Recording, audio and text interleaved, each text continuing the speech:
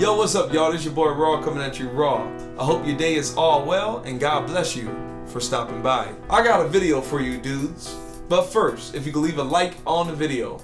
Also subscribe here for more gaming news from console to PC and maybe even tablets and phones. Now, let's get on with the video. The video is about my favorite game, our favorite franchise, at least one of them, and that's State of Decay. This is the sequel that was announced at the Xbox press conference and the trailer dropped with it. Look, this game might be far off from being made. This game might come out next year, if not in 2018. But look, take as much time as you need because State of Decay 1 was a very ambitious game. It was a zombie survival game and it really did test your wits as a leader or so as a survivor in this zombie apocalyptic setting in this state of decay. And look, I'm excited like a mother hubber with this next one because this next one, after this interview on IGN, they had an interview with the guy named Jeff Strain. I hope I'm saying his name right, but this guy was talking, having an interview with him on there, and he was saying some things. He was saying everything I wanted to hear. Now, I got some points here. I'm gonna just share with you guys on what he said in the interview that made me say, yep, this might be the reason to get an Xbox. Hold up, wait, I can't say that. This is the reason why you should get a Microsoft platform if you're not on one. And that's out of PC or Xbox. State of Decay 2, these points here might sway you in that direction. But here, let's read the points.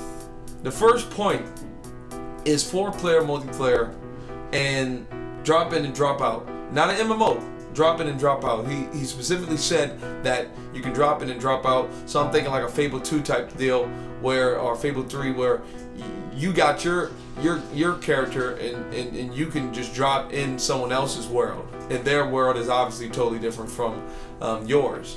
And another point is this State of Decay is just basically a more polished State of Decay. Now, some people might say, oh man, that sucks. You just added multiplayer and that's it? And look, this gets to the next point. It will be $60. Like, this is a AAA State of Decay. The other one was like, I believe $20, and it was amazing on Xbox. I think if it was $60 and people would have bought it, they would have been disappointed with all the bugs and all the craziness. But the fact that this is going to be a $60 version of the State of Decay that was on 360, a better polished version with multiplayer, I think it's going to be worth it. But going back to that point, a more polished State of Decay, better graphics, better frame rate, and no doubt this is going to be one of the showcase games on the Scorpio when that drops. So I'm excited about State of Decay 2 being a better State of Decay. Now moving on to the next point. Still will have RPG elements. He said this, quote, survival fantasy game, end quote. Like, State of Decay 1 was exactly that, a survival fantasy game. Like if you watch The Walking Dead, what would you do? You know what I mean? That's what State of Decay is. It's this world, this real world infested with zombies, and like, man, they nailed it. I'm telling you, State of Decay 1 nailed the survival fantasy of it all. So I'm excited about that. State of Decay 2 carrying that. The next point, could be played offline.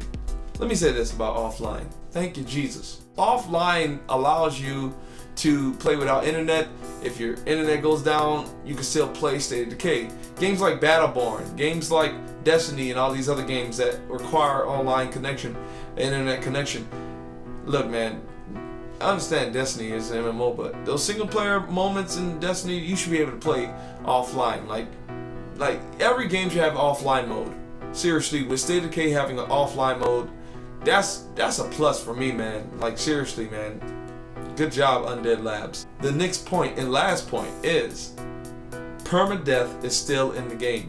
His quote, your player is your community, end quote.